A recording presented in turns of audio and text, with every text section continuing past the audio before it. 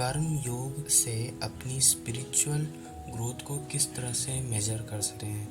जैसे अगर मेडिटेशन करते हैं तो हम अपनी ग्रोथ इस प्रकार से कई बार देखते हैं कि हमें किस प्रकार के एक्सपीरियंसेस हो रहे हैं लाइफ में। हम सोचते हैं कि वो मेडिटेशन वाले जो एक्सपीरियंस हम उसको चाहते हैं फिर से रिपीट करना, लेकिन वो रिपीट नहीं होता है। हर बार कुछ नए ही एक्सपीरियंस हो जाता है। जब हम कर्म योग की बात करते हैं तो हम पूरा दिन बैठ के साधना नहीं करते, हम पूरा दिन बैठ के ध्यान नहीं कर पाते। हम काम भी करते हैं और ध्यान भी करते हैं। तो जब हम काम करते हैं तो हमारा जो मेडिटेशन किया हुआ, जैसे हम जिम में जाते हैं वहाँ पे एकदम एक्सरसाइज करते हैं उसी, और फिर उस एक्सरसाइज को हम जीवन में अपने रेप्लिकेट करने की कोशिश करते हैं। सेम मेडिटेशन में भी होता है। हम अपने आप माइंड को तैयार करते हैं और फिर जब हम लाइफ में जाते हैं तो हमें डिफरेंट टाइप के सर्कमस्टांसेस से गुजरना पड़ता है। कभी अच्छा हो सकता है, कभी ख़राब हो सकता है।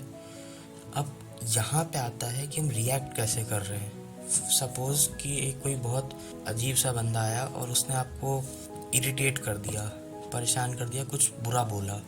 आप उसमें किस तरह से रिएक्ट करते हैं? क्या आप सोचने के बाद उसको कुछ उल्टा सीधा बोल देते हैं? ये ख़राब है तरीका अगर आप स्पिरिचुअल हैं। इस लेवल 2 ये हो सकता है कि आपके मन में थॉट आया लेकिन आपने बोला नहीं। आपने उसको कहा ठीक है यार, ये मेरे लिए इतने मैटर नहीं करते, मुझे नहीं बोलना इनको, मैं अपना जो पीस है, अपनी कामनेस को इन पे बर्बाद नहीं करना चाहता। जब थर्ड लेवल पे हम आ जाते हैं तो हम सुनते हैं लेकिन इग्नोर कर देते हैं, जैसे हमने मैटर ही नहीं करता हमारे लिए वो। हम सोचते हैं कि अपने न्यूसेंस में अपना बोल रहे हैं, इन्हें उतनी समझ नहीं है।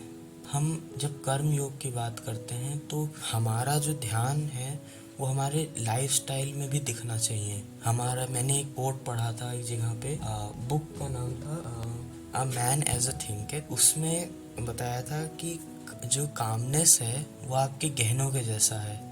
एक मेडिटेशन करने वाले के लिए जो कामनेस है वो उसका एक लाइफस्टाइल बन जाता है। अपने लाइफ में जिस तरह से आप चीज़ों में जैसे सर्कमस्टांसेस आते हैं उसमें जिस तरह से रिएक्ट करते हो वही आपकी स्पिरिचुअल प्रोग्रेस है।